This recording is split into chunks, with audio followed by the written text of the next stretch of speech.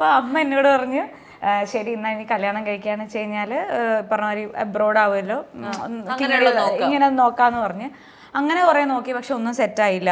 പിന്നെ ആൾക്കാര് പിന്നെ സെറ്റായില്ലെന്നല്ല, വന്നതെല്ലാം നല്ല പ്രായമില്ലാത്ത ചുള്ളൻ ചെക്കന്മാരായിരുന്നു.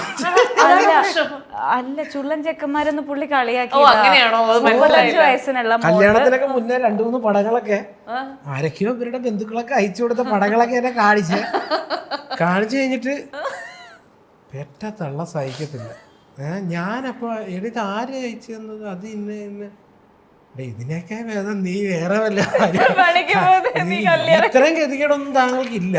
അതായത് ഒന്ന് ഞാൻ ഭയങ്കര ലൈഫിൽ ഞാൻ കംപ്ലീറ്റ്ലി ഡൗൺ ആയി. എനിക്കിനി എനിക്കറിയാം ഞാൻ രക്ഷപ്പെടുന്നു. പക്ഷെ എല്ലാവരും വിചാരിച്ചു ഞാൻ ആകെ ഡൗൺ ആയി കിടക്കുന്ന ആ ഒരു ടൈം നമുക്ക് ഏജായി, 30 വയസ്സായി, കല്യാണം ആയിട്ടില്ല, ഫിനാൻഷ്യലി ഞാൻ കംപ്ലീറ്റ്ലി ഞാൻ കൊണ്ട് കളഞ്ഞു. അപ്പം ഇങ്ങനെയൊക്കെ ഒരു അവസ്ഥ വന്നപ്പം എല്ലാവരും നമ്മൾ ഓവർ പവർ ചെയ്യും. കാരണം നീ ഇതുവരെ ജീവിച്ചത് നീ തെറ്റായിരുന്നു എന്നാണ് എല്ലാവരും എന്നെ അടിച്ചേൽപ്പിച്ചുകൊണ്ടിരുന്നത്, ഞാൻ തെറ്റായിരുന്നു എന്ന്. പക്ഷെ എൻ്റെ അമ്മ മാത്രം പറഞ്ഞിട്ടുണ്ടായിരുന്നില്ല, അമ്മക്ക് ഇങ്ങനെ ഈ പറ്റും എന്ന് പറഞ്ഞ് എന്നെ പൊക്കിക്കൊണ്ടിരുന്നുണ്ട്.